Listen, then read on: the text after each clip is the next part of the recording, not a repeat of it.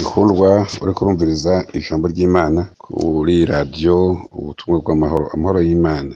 Turabire hamwe mu ncamake igikorwa ca mpwemu yera mu muntu. Tubanje gusoma igitabo c'abacamanza 15 umurongo wa 13 n'umurongo wa 14. Baramwishura batoya turakuboha gusa tubagushikirize, ariko twebwe ubwacu ntitukwica. Nuko bamuhesha imigozi misha ibiri. Kuri 14 ashitse Ilehi abafilisitiya bamusanganiza urwamo, maze mpwemu uhoraho amuzako akabushungwe. Imigozi yari imuboshe amaboko ihinduka nk'ubugwegwe bufashwe n'umuriro, ivyari bimuboshe ku bikonjo biravutagurika. Ngico igikorwa ca mpwemu yera muntu. Umuhizi Samusoni, umucamanza akomeye avugangwa rurangiranwa, amaze kubona ingene abafilisitiya bamukoreye ikibi, agaca yifuza kubihora, kandi ubwoko bwabo bw'abayuda baratinya cyane abafilisitiya, bituma abagiye bakamusanga hari mu gihoro bari benshi cyane, bashika nk'ibihumbi 3 nibo bamuboshe. Umva kubohwa n'abantu bangana gutyo, baramuboha baramudadagira n'imigozi misha ibiri. Mu gihe rero abafilisitiya bamubonye bagaca bavuza urwamo rwinshi, bagomba kugira nawe ngo bamwishe.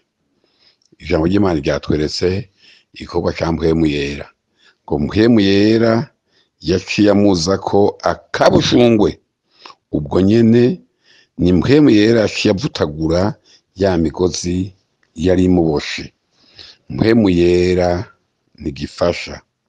Yesu yise mpwemu yera izina umwitsa canke umufasha. Iryo zina niryo ritumenyesha ibikorwa vyiwe. Yatanzwe ngo adufashe.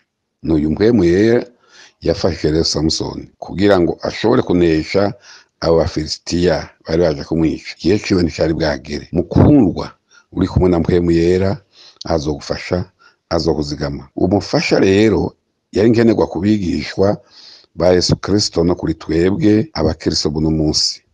Igihe Yesu yagira asubire mu ijuru, yahaye abigisha biwe iri jambo ngo sinzobasiga nk'imfuvyi.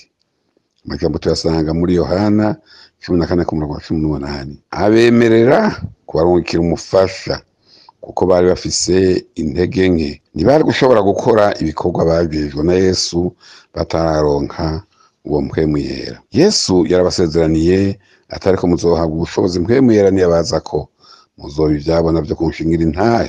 Amajambo tuyasanga mu Vyakozwe n'Intumwa igice ca mbere ku murongo w'8. Arabihanikiriza ngo bagume i Yerusalemu kugeza bamuronse.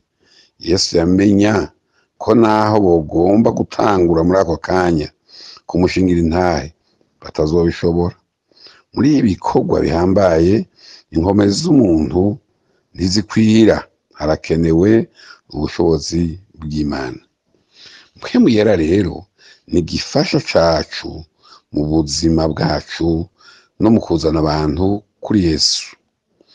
Abigisha ba Yesu bamaze kuzwa mpwemu yera, barazanye abanyavyaha benshi kuri we kugira ngo bakizwe. Nawe mbega uragomba kurondera ngo bazana kuri Yesu? Ngira ngo urabigomba, ariko kumbure birakunanira. Saba rero kuronka rwamufasha Yesu yadusezeraniye, ari we mpwemu yera.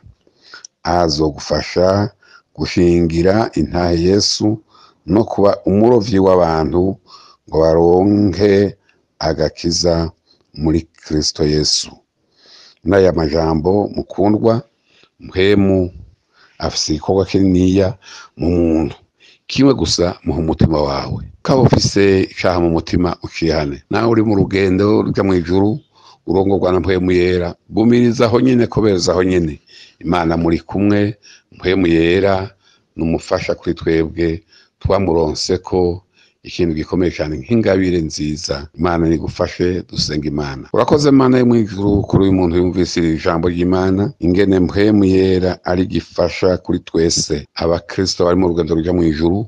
Ibitugorana vyinshi, ibiduhanze biriho, ibitubangamiye bitugeramiye biriho, ariko mpwemu yera n'umufasha akomeye cyane. Imana nishimwe. Urakoze Yesu kuba waramutanze, n'uyu muntu mwene data yumvise ijambo ry'Imana, mpwemu yera muzigame. Urakoze mu izina ry'umukiza wacu Yesu, amen.